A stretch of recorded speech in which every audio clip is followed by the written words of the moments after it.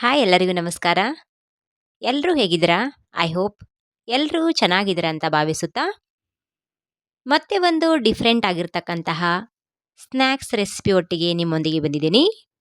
ಅದೇನಪ್ಪ ಅಂದರೆ crispy ಆಗಿರ್ತಕ್ಕಂತಹ mini ನಿಪ್ಪಟ್ಟು. ಹಾಗಾದರೆ ಈ ಒಂದು ಮಿನಿ ನಿಪ್ಪಟ್ಟನ್ನು ಮಾಡೋದು ಹೇಗೆ? ಮಾಡಲಿಕ್ಕೆ ಏನೇನು ಬೇಕಂತ ನೋಡ್ಕೊಂಡು ಬರೋಣ ಬನ್ನಿ. ನಾನಿಲ್ಲಿ ಒಂದು ಸಣ್ಣ ಪಾತ್ರೆನ ತೊಗೊಂಡ್ಬಿಟ್ಟು ಅದಕ್ಕೆ ಈ ಒಂದು ಮೆಜರ್ಮೆಂಟ್ ಕಪ್ಪಿಂದ 1.5 ಕಪ್ಪಷ್ಟು ಅಕ್ಕಿ ಹಿಟ್ಟನ್ನು ತಗೊಂಡಿದ್ದೀನಿ. ನಾನಿಲ್ಲಿ ರೆಡಿಮೇಡ್ ಅಕ್ಕಿ ಹಿಟ್ಟನ್ನು ಯೂಸ್ ಮಾಡಿಲ್ಲ. ಅದರ ಬದಲಾಗಿ ಮನೆಯಲ್ಲೇ ಅಕ್ಕಿನ ಮಿಲ್ಗೆ ಹಾಕಿಸ್ಬಿಟ್ಟು ಈ ಥರ ಹಿಟ್ಟನ್ನು ರೆಡಿ ಮಾಡ್ಕೊಂಡಿದ್ದೀನಿ. ಹಾಗೆಯೇ ನಾನು ಅದಕ್ಕೆ ಅರ್ಧ ಕಪ್ಪಷ್ಟು ಹುರಿಗಡಲೆ ಬೇಳೆ ಹಿಟ್ಟು ಅಥವಾ ಪುಟಾಣಿ ಹಿಟ್ಟನ್ನು ಸೇರಿಸ್ಕೊತಾ ಇದ್ದೀನಿ. ಹಾಗೆಯೇ ಅರ್ಧ ಕಪ್ಪಷ್ಟು ಶೇಂಗಾನ ಹುರಿದ್ಬಿಟ್ಟು ಇವಾಗ ಮಿಕ್ಸಿಗೆ ಹಾಕ್ಕೊಂಬರ್ತೀನಿ. ಹಾಗೆಯೇ ನಾನಿಲ್ಲಿ 1 ಟೇಬಲ್ ಸ್ಪೂನಷ್ಟು ಜೀರಿಗೆ, ಅಚ್ಚ ಖಾರದ ಪುಡಿಯನ್ನು ಕೂಡ ಸೇರಿಸ್ಕೊತಾ ಇದ್ದೀನಿ. ಖಾರದ ಪುಡಿಯನ್ನು ನೋಡಿಬಿಟ್ಟು ಸೇರಿಸ್ಕೊಳ್ಳಿ. ನಿಮಗೆ ತುಂಬ ಖಾರ ಬೇಕಾದರೆ ಸ್ವಲ್ಪ ಜಾಸ್ತಿನ ಹಾಕ್ಕೊಳ್ಳಿ.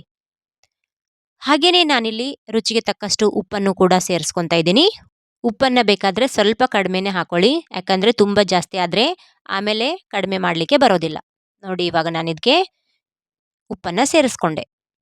ಹಾಗೆಯೇ ನಾನು ಇದಕ್ಕೆ ಸ್ವಲ್ಪ ಸೋಡಾನ ಹಾಕ್ಕೊತಾ ಇದ್ದೀನಿ. ಅದ್ರ ಜೊತೆ ಸ್ವಲ್ಪ ಇಂಗನ್ನು ಸೇರಿಸ್ಕೊತಾ ಇದ್ದೀನಿ. ನೋಡಿ, ಇಂಗು ಹಾಕಿದರೆ ಸ್ವಲ್ಪ ಟೇಸ್ಟ್ ಚೆನ್ನಾಗಿ ಬರುತ್ತೆ, ಹಾಗಾಗಿ ಸ್ವಲ್ಪ ಇಂಗನ್ನು ಸೇರಿಸ್ಕೊಂಡೆ.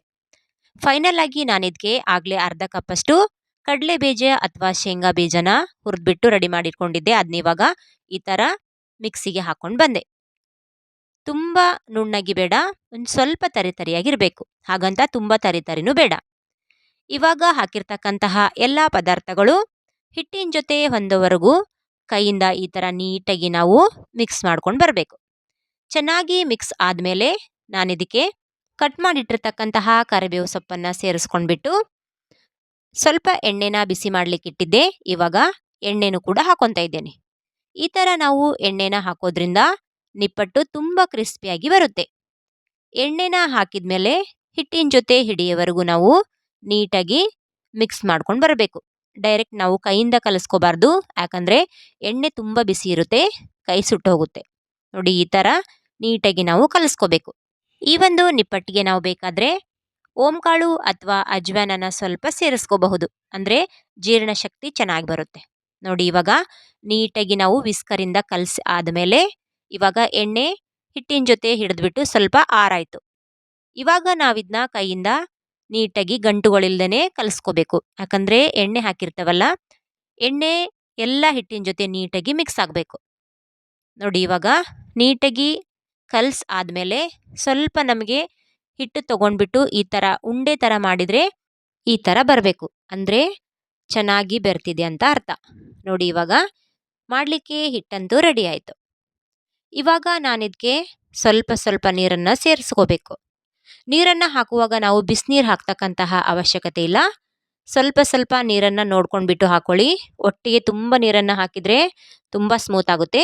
ಸ್ವಲ್ಪ ಸ್ವಲ್ಪ ನೀರನ್ನು ಹಾಕ್ಕೊಂಡ್ಬಿಟ್ಟು ನೀಟಾಗಿ ನಾವು ಎಲ್ಲ ಪದಾರ್ಥಗಳು ಹೊಂದೋವರೆಗೂ ಚೆನ್ನಾಗಿ ಕಲಿಸ್ಕೋಬೇಕು. ನೋಡಿ, ಇವಾಗ ನಾನು ಮತ್ತೆ ಸ್ವಲ್ಪ ನೀರನ್ನು ಹಾಕ್ಕೊತಾ ಇದ್ದೇನೆ. ಹಿಟ್ಟನ್ನು ನಾವು ಒಂದು ಚಪಾತಿ ಹದದಲ್ಲಿ ಕಲಿಸ್ಕೊಂಡು ಬರಬೇಕು. ತುಂಬ ಗಟ್ಟಿನೂ ಬೇಡ, ತುಂಬ ಮೃದುನೂ ಬೇಡ. ಈ ಥರ ಒಂದು ಮಿನಿ ನಿಪ್ಪಟ್ಟನ್ನು ನಾವು ಮನೆಯಲ್ಲಿ ಮಾಡಿದರೆ ಚಿಕ್ಕ ಮಕ್ಕಳಿಂದ ಹಿಡಿದು ದೊಡ್ಡವರವರೆಗೂ ತುಂಬಾ ಇಷ್ಟಪಟ್ಟು ತಿಂತಾರೆ. ನೀವು ಕೂಡ ಮನೆಯಲ್ಲಿ ಈ ರೀತಿ ಒಂದು ಮಿನಿ ನಿಪ್ಪಟ್ಟು ರೆಸಿಪಿನ ಮಾಡಬೇಕಂದ್ರೆ ಈ ವಿಡಿಯೋನ ಸ್ಕಿಪ್ ಮಾಡದೆ ಕೊನೆವರೆಗೂ ನೋಡಿ. ಹಾಗೆಯೇ ನಿಮ್ಗೆ ಯಾವುದಾದ್ರೂ ಫೇವ್ರೇಟ್ ಆಗಿರ್ತಕ್ಕಂತಹ ಅಡುಗೆನ ನಾವು ಮಾಡಿ ತೋರಿಸ್ಬೇಕಂದ್ರೆ ಕಮೆಂಟ್ ಸೆಕ್ಷನ್ನಲ್ಲಿ ಕಮೆಂಟ್ ಮಾಡಿ. ನೋಡಿ, ಹಿಟ್ಟನ್ನು ನಾನು ಈ ಥರ ಕಲಿಸ್ಕೊಂಡು ಬಂದೆ. ಹಿಟ್ಟನ್ನು ನಾವು ನೀಟಾಗಿ ಕಲಿಸ್ಬೇಕು. ರೊಟ್ಟಿ ಮಾಡುವಾಗ ಯಾವ ಹದದಲ್ಲಿ ಕಲಿಸ್ತಾವಲ್ಲ ಆ ಥರ ನೀಟಾಗಿ ನಾವು ಕೈಯಿಂದ ಕಲಿಸ್ಬೇಕು, ಅಂದರೆ ನಮಗೆ ನೀಟಾಗಿ ಮಿಕ್ಸ್ ಆಗುತ್ತೆ. ನೋಡಿ, ಇವಾಗ ಇದನ್ನ ನಾನಿವಾಗ ಒಂದು 20 ನಿಮಿಷ ಮ್ಯಾರಿನೇಟ್ ಮಾಡಲಿಕ್ಕೆ ಬಿಡ್ತಾ ಇದ್ದೇನೆ. ತುಂಬ ಹೊತ್ತು ಬೇಡ, ಒಂದು 20 ನಿಮಿಷ ಮ್ಯಾರಿನೇಟ್ ಆದರೆ ಸಾಕು. ಹಿಟ್ಟೆಲ್ಲ ಮ್ಯಾರಿನೇಟ್ ಆದಮೇಲೆ ನಾನು ಆಯಿಲ್ ಕವರನ್ನು ತೊಗೊಂಡಿದ್ದೀನಿ. ಆಯಿಲ್ ಕವರಿಗೆ ಸ್ವಲ್ಪ ಈ ಥರ ಆಯಿಲನ್ನು ಹಾಕ್ಕೊಂಡ್ಬಿಟ್ಟು ನೀಟಾಗಿ ಸ್ಪ್ರೆಡ್ ಮಾಡ್ಕೊತಾ ಇದ್ದೇನೆ.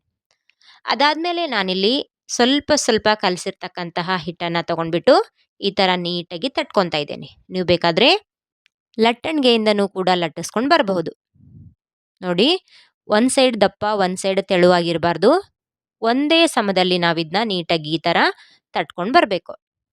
ನೀಟಾಗಿ ಈ ಥರ ತಟ್ಟಿದ ನಿಮಗೇನಾದರೂ ನಿಪ್ಪಟ್ಟು ಒಂದು ಶೇಪಲ್ಲಿ ಬೇಕಂದರೆ ಈ ಥರ ಯಾವುದಾದ್ರೂ ಕ್ಯಾಪ್ ಇದ್ದರೆ ಈ ಥರ ನಾವು ಪ್ರೆಸ್ ಮಾಡ್ಕೊಂಡ್ಬಿಟ್ಟು ಒಂದು ಶೇಪಲ್ಲಿ ಮಾಡ್ಕೋಬಹುದು.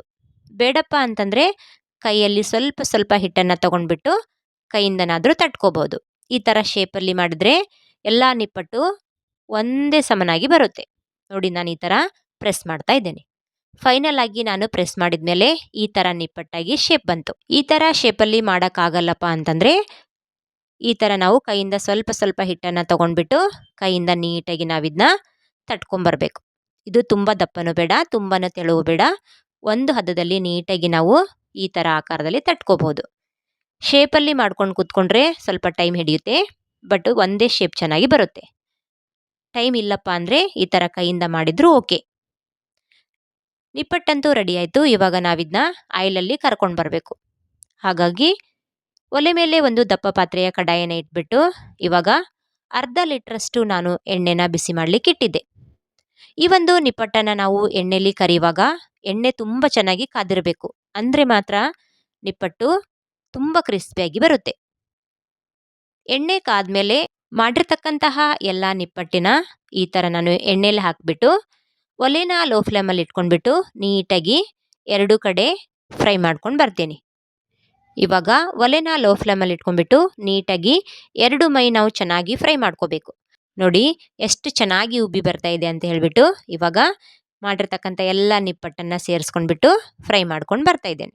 ಹಾಗೆಯೇ ಉಳಿದಿರ್ತಕ್ಕಂತಹ ಎಲ್ಲ ನಿಪ್ಪಟ್ಟನ್ನು ಕೈಯಿಂದ ನಾನು ನೀಟಾಗಿ ಪ್ರೆಸ್ ಮಾಡ್ಕೊಂಡು ಬರ್ತಾ ಇದ್ದೀನಿ. ಇವಾಗ ಸ್ವಲ್ಪ ಮಾತ್ರ ನಾನು ಈ ಶೇಪಲ್ಲಿ ಮಾಡ್ಕೊಂಡಿದ್ದೀನಿ. ಉಳಿದಿರ್ತಕ್ಕಂಥ ಎಲ್ಲ ನಿಪ್ಪಟ್ಟನ್ನು ಕೈಯಿಂದನೇ ಮಾಡ್ತಾ ಇದ್ದೇನೆ. ನೋಡಿ, ಇವಾಗ ಈ ಥರ ಕ್ರಿಸ್ಪಿಯಾಗಿ ಬಂತು. ಸ್ವಲ್ಪ ಗೋಲ್ಡನ್ ಬ್ರೌನ್ ಕಲರ್ ಬರಬೇಕು, ಅಲ್ಲಿವರೆಗೂ ನಾವು ಫ್ರೈ ಮಾಡಬೇಕು. ನೋಡ್ತಾ ಇದ್ದೀರಲ್ಲ ಎಷ್ಟು ಚೆನ್ನಾಗಿ ಬಂತಂತ. ನೀವು ಕೂಡ ನಿಜವಾಗ್ಲೂ ಟ್ರೈ ಮಾಡಿ, ತುಂಬ ಕ್ರಿಸ್ಪಿಯಾಗಿ ಬರುತ್ತೆ. ಇವಾಗ ನಿಪ್ಪಟ್ಟು ರೆಡಿ ಆಯಿತು. ಒಂದು ಪ್ಲೇಟಿಗೆ ಸರ್ವ್ ಮಾಡ್ತಾ ಇದ್ದೇನೆ. ಈ ಥರ ಮಾಡಿಬಿಟ್ಟು ಟೈಟ್ ಬಾಕ್ಸಲ್ಲಿ ಕ್ಯಾಪನ್ನು ಕ್ಲೋಸ್ ಮಾಡಿಟ್ರೆ ತುಂಬ ದಿನ ಸ್ಟೋರ್ ಮಾಡ್ಕೊಂಡು ತಿನ್ಬೋದು. ಇವಾಗ ರೆಡಿ ಆಯಿತು. ಟೇಸ್ಟ್ ಮಾಡುವ ಸಮಯ. ವಾವ್, ಸೂಪರ್ ಆಗಿದೆ. ಧನ್ಯವಾದಗಳು.